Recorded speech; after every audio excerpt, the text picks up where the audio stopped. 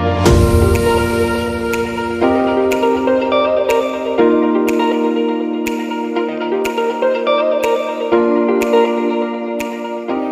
kita bertemu kembali dalam channel Geger Spoy yang mengambil tuturan sejarah tentang Geger Spoy yang diambil dari buku Geger Spoy tulisan Lili Suharmaji. Kali ini kita akan membahas tentang maklumat 28 Juli 1808. Nah, setelah Dendles diberi tugas untuk menjadi Gubernur Jenderal di Tanah Jawa, sebagai seorang marsekal, dia harus tahu betul siapa lawan dan siapa kawan. Dia juga harus tahu betul kelemahan dan kelebihan lawannya. Untuk itulah, setelah Dendles menduduki sebagai Gubernur Jenderal, dia menugaskan Nicholas Engelhard yang saat itu masih menjadi Gubernur Pantai Utara Jawa untuk menyelidiki apa yang terjadi di Kesunanan Surakarta maupun di Kesultanan Yogyakarta. Setelah Nicholas Engelhard bekerja, kemudian hasilnya dilaporkan kepada Dendles. Dari hasil laporan itu dapat diambil kesimpulan bahwa raja-raja Jawa masih bersifat feodalisme, dan sikap ini sangat tidak disukai oleh Dendles yang memang mengidolakan Napoleon Bonaparte. Nah, untuk itulah maka Dendles mengumpulkan residen di Surakarta dan residen di Yogyakarta. Residen di Kesunanan Surakarta dijabat oleh Van Dam, sedangkan residen di Kesultanan Yogyakarta dijabat oleh Peter Engelhard. Setelah mereka berdua dikumpulkan, kemudian Dendles mengeluarkan maklumat yang dikenal dengan maklumat tanggal 28 Juli 1808. Nah, apa isi maklumat itu?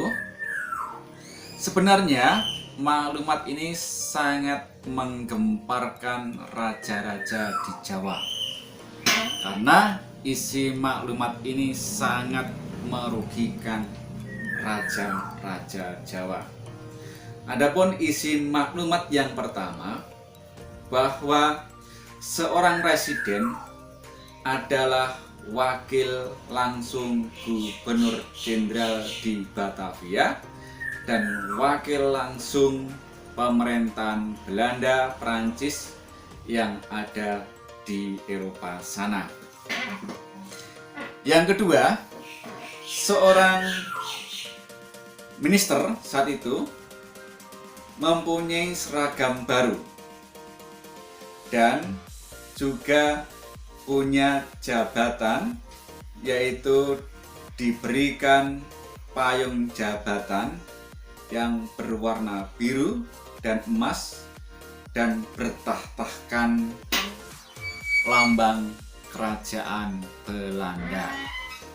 Kemudian yang ketiga, maklumat yang ketiga adalah bahwa seorang minister atau dulu namanya residen, jika bertemu sultan tidak usah membuka topinya, Baru nanti ketika bertemu dengan sultan, maka ketika minister itu jaraknya 3-4 langkah, dipersilahkan membuka topinya.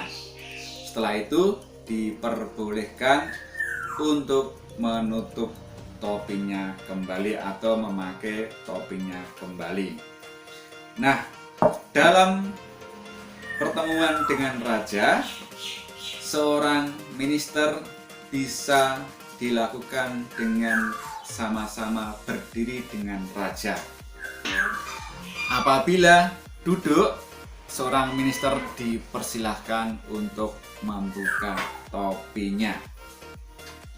Kemudian maklumat yang keempat adalah bahwa jika seorang minister datang ke keraton Surakarta maupun ke keraton Yogyakarta, maka seorang raja harus siap untuk menyambutnya. Seorang minister tidak lagi diperbolehkan seperti bupati-bupati duduk kemudian menyerahkan sirih dan inang sebagai tanda hormat kepada raja, apalagi menuangkan anggur untuk raja. Seorang minister ketika datang ke keraton, maka tempat duduknya harus sejajar dengan raja. Kemudian isi maklumat yang kelima, yaitu apabila seorang minister ketika di kereta berpapasan dengan kereta raja, maka seorang minister tidak usah untuk menghentikan keretanya. Cukup hanya membuka tirainya sebagai tanda hormat kepada raja. Nah, maklumat ini sangat ditentang oleh raja-raja Jawa. Bagaimana dengan Raja Kesultanan Yogyakarta? Untuk Kesultanan Yogyakarta sangat menentang, karena maklumat ini sangat merendahkan harga diri dan martabat Raja Jawa yang sudah berlaku ratusan tahun yang lalu.